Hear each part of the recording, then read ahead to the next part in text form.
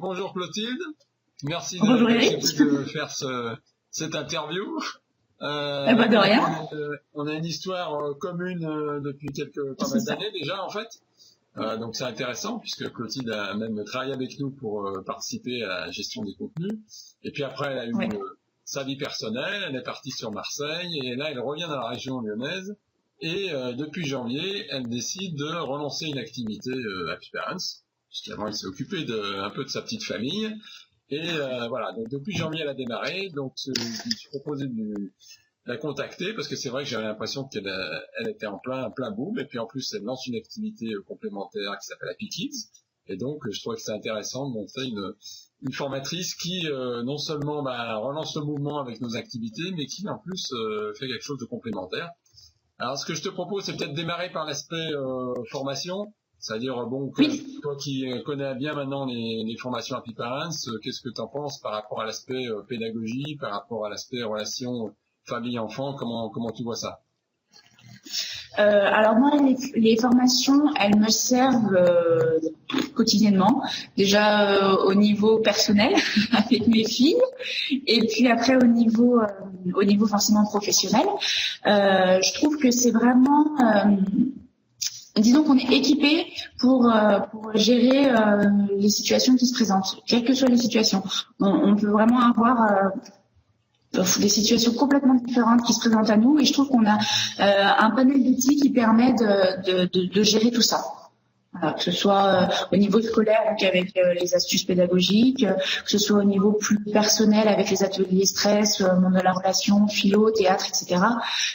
Je trouve que c'est un peu comme on dit à nos élèves qu'à partir de la 4e, ils ont toute une sacoche avec des outils pour construire les meubles, etc.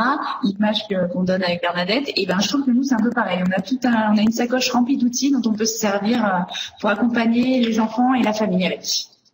D'accord. Et voilà. Y compris des enfants qui sont peut-être en plus grande difficulté. Souvent, on parle de dyslexie, dyspraxie. Donc là. Oui. Après, forcément, des fois, il faut adapter. Donc, du coup, il y a certaines choses qu'on peut pas utiliser telles quelles entre guillemets, qu'il faut adapter un petit peu selon l'enfant. Mais je trouve que oui, on a ce qu'il faut, quoi. On a ce qu'il faut, et puis après on peut refaire des recherches. Il y a le réseau de formateurs qui est super bien si à un moment donné on se retrouve un peu bloqué entre guillemets, qu'on est face à une situation un peu nouvelle. Il y a le réseau de formateurs. Il y a aussi le site formateur qui est bien plein d'informations. Et du coup on a accès aux vidéos des formations facilement, donc on peut y revenir s'il y a un petit souci. Moi, j'avoue que j'ai pas forcément besoin d'y revenir. J'ai baigné dedans pendant 2 ans, donc voilà. J'avoue que c'est vrai que j'ai jamais eu besoin d'y revenir. À chaque fois, je revois Bernadette l'animer, donc j'ai jamais eu besoin d'y revenir. Mais en tout cas, c'est là s'il faut. Oui, alors t'as parlé à un moment donné pour être moins bon. T'as parlé du réseau de la liste de diffusion, réseau de formateurs. Donc c'est peut-être intéressant justement tu dis donc effectivement régulièrement soit il y a des ressources qui sont nouvelles qui sont données, soit on pose une question au groupe pour savoir ce qu'il en pense, etc. quoi.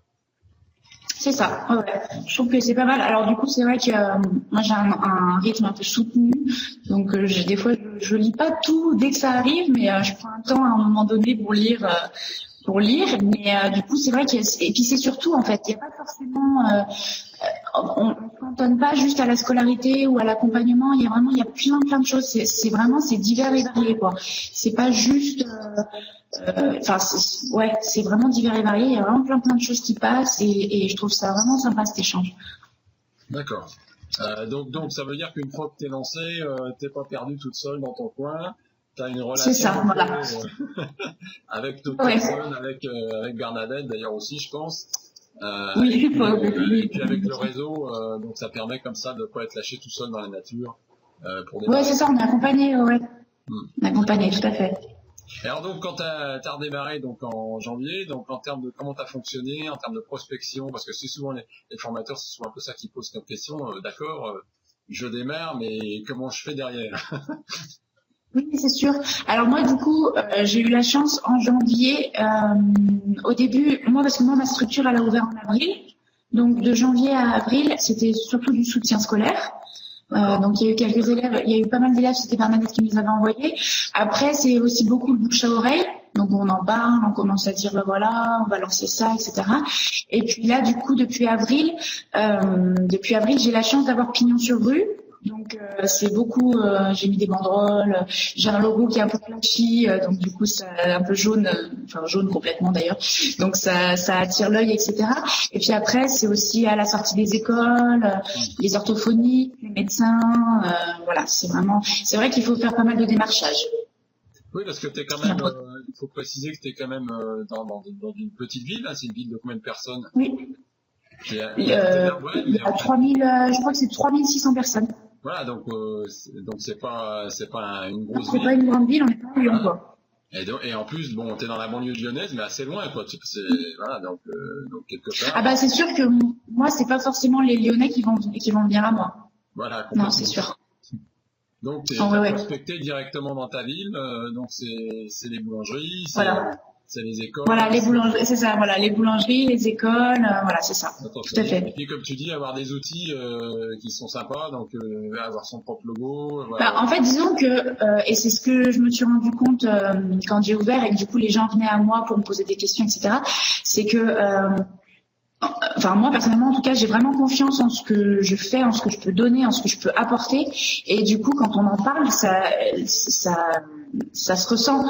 Les gens souvent j'ai des parents qui me regardent comme ça la bouche ouverte et qui me disent oh, mais c'est fou quand vous parlez, enfin on sent que vous savez de quoi vous parlez, on sent que vous connaissez, pourtant vous n'êtes pas bien vieille, et du coup on a l'impression vraiment que enfin vous transpirez le truc, quoi. C'est vraiment, voilà, les gens sentent que je suis à l'aise, que je sais de quoi je parle, que je sais ce que je vais apporter et que je connais la valeur de ce que je peux apporter, vraiment. Et ça, c'est, je pense que c'est vraiment dû, voilà, à ce que j'ai pu recevoir, à ce que j'ai pu voilà, ça se ressent, quoi.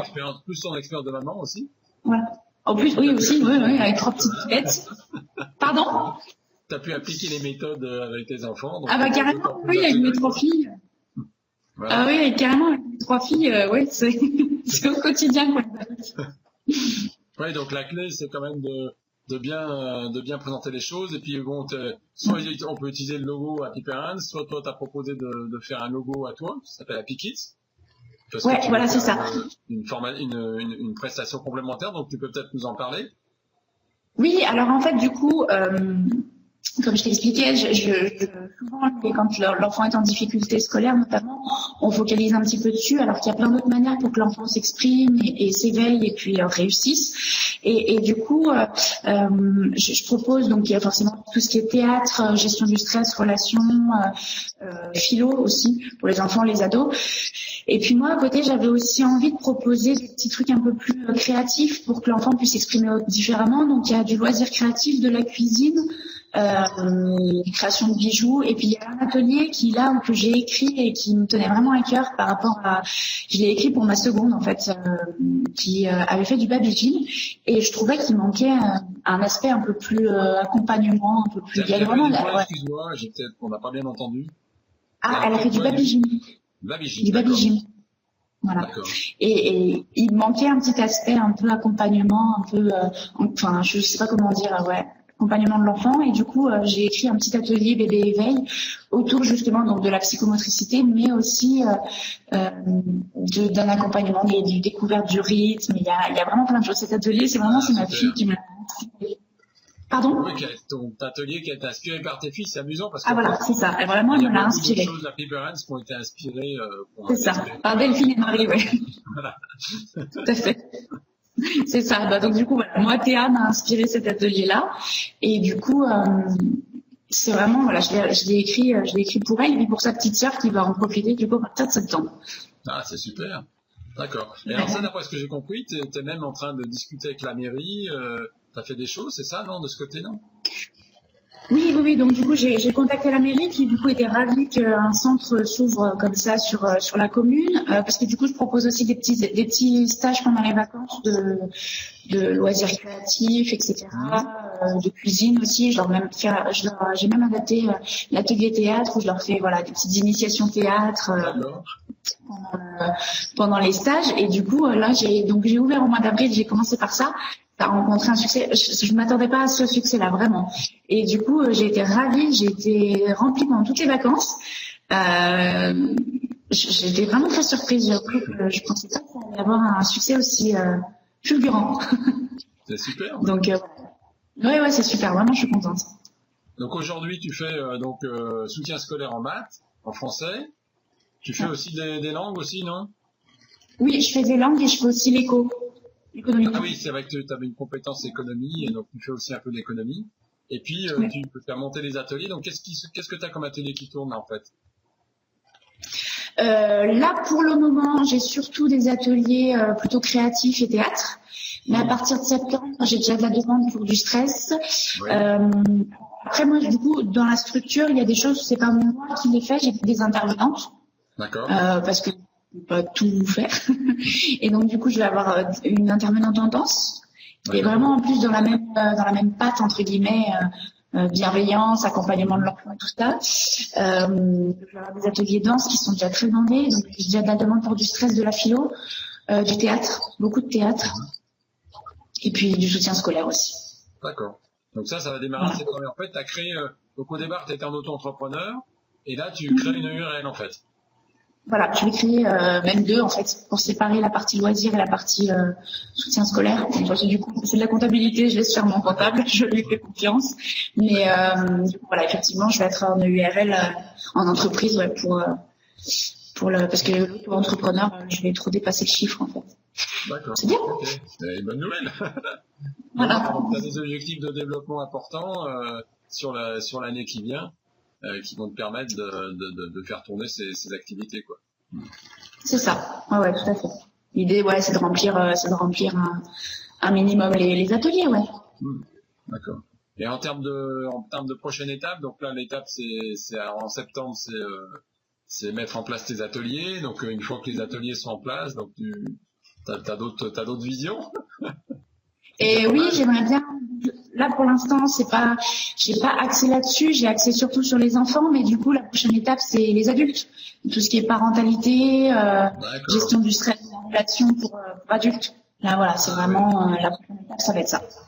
Oui, parce qu'en fait, jusqu'à maintenant, quand tu parlais d'ateliers, c'était des ateliers orientés enfants, donc stress. Oui, enfants, ados. Ado, enfin, stress, philo et théâtre. Et en fait, tu as suivi la formation parentalité, t'es en cours d'ailleurs. Oui, je suis en cours. Et donc, tu veux lancer ces ateliers où là, ça sera des parents, à la fois sur la stress, parentalité et relation, quoi. C'est ça, ouais, tout à fait. Ouais, donc, comme et puis, j'ai écrit des petits ateliers.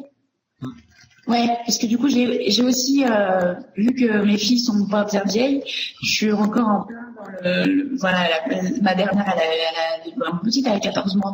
Donc, voilà. Et puis, du coup, je suis vraiment encore en plein là-dedans. Et du coup, j'ai écrit aussi un atelier pour les futurs parents et pour les jeunes parents, où là, c'est vraiment axé, c'est 10 séances, où c'est vraiment axé, il y a un thème par séance, grosso modo, qu'on aborde, par exemple, l'allaitement, le portage, enfin, voilà, c'est vraiment un thème par séance où c'est un accompagnement qui, quelque part, est complètement différent parce que j'ai aucune notion de médical, donc je me tarde pas d'être sage-femme ou quoi que ce soit, mais un accompagnement qui est différent de ce qu'on peut trouver auprès justement d'une sage-femme ou de médecin, qui s'inscrit aussi un peu dans la parentalité, mais vraiment axé sur des thèmes propres à quand on devient futur parent et qu'on est un peu stressé et qu'il y a des choses où on se dit oh là là mon Dieu, comment je vais faire.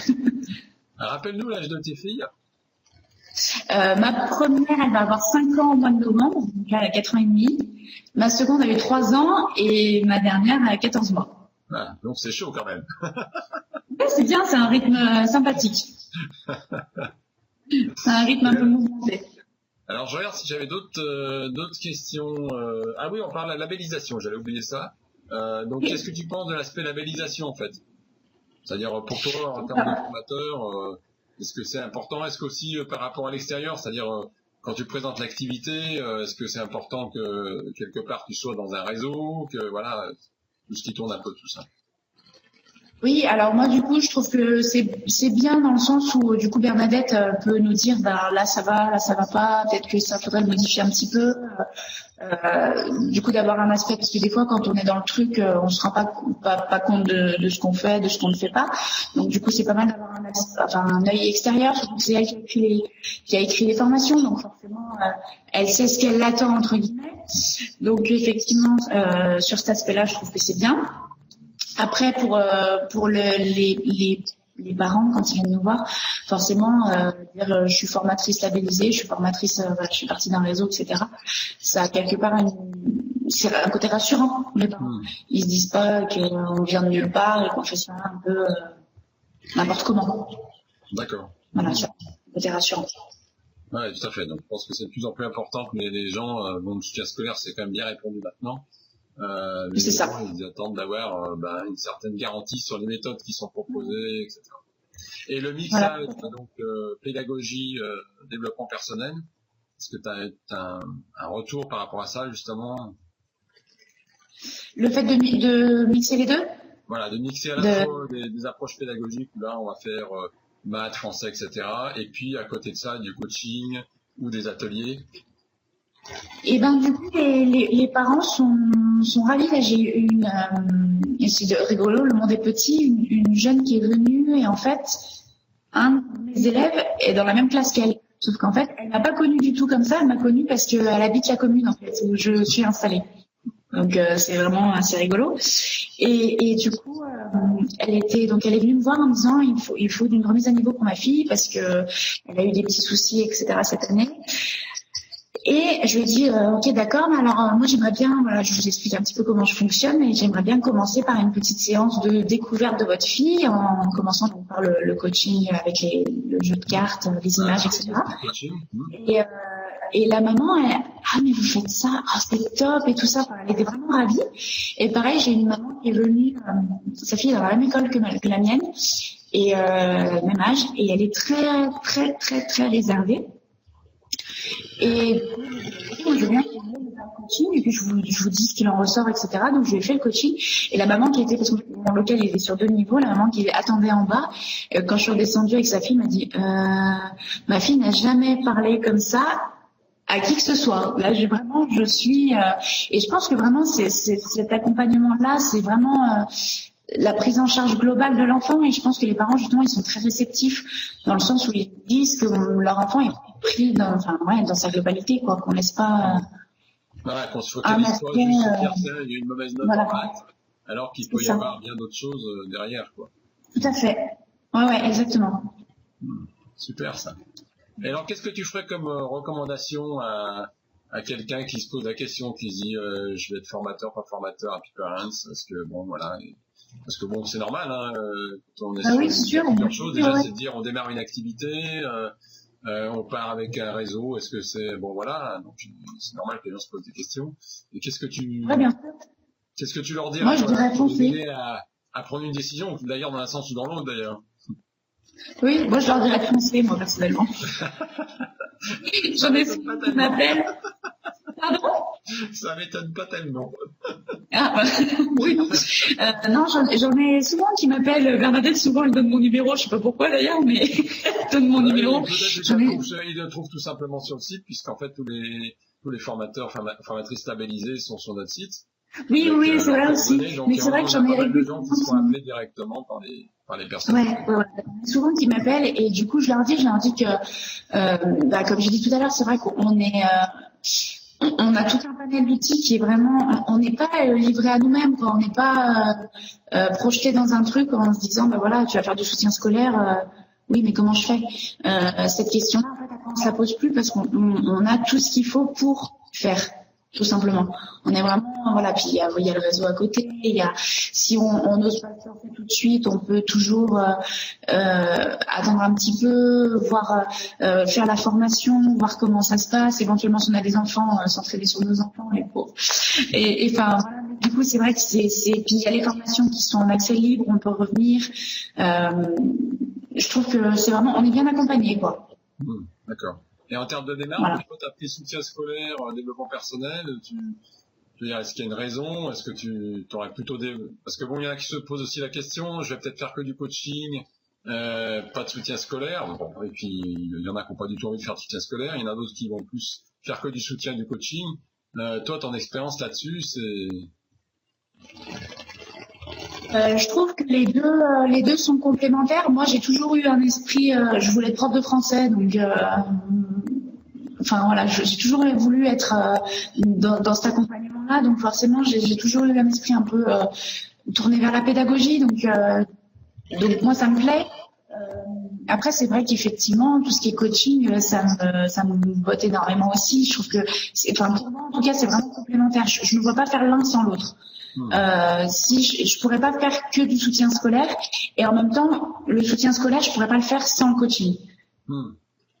Voilà, je me verrais pas faire le soutien coaching sans soutien scolaire. Non. Est-ce que tu pourrais faire du coaching sans soutien scolaire? Moi, ça me manquerait, mais voilà, c'est moi. Ça, parce que toi, tu voulais être prof de français, donc il y a un côté voilà, pédagogie. D'accord. Voilà, moi, ça me manquerait, mais c'est moi. Après, si, pourquoi pas? Juste le coaching, juste l'accompagnement, oui, pourquoi pas. Mais c'est vrai que il resterait que là qui me manquerait, mais c'est moi. D'accord, super. Voilà. Bon, bah écoute, en tout cas, merci Clotilde pour cette interview. Et puis on te souhaite une super développement d'activité, parce qu'en fait là, t'es vraiment en plein démarrage. Donc septembre, les ateliers se remplissent et tu fais tourner ta machine super, quoi. Bravo. Voilà, c'est ça. Merci. Bravo et à bientôt. À bientôt. Au revoir.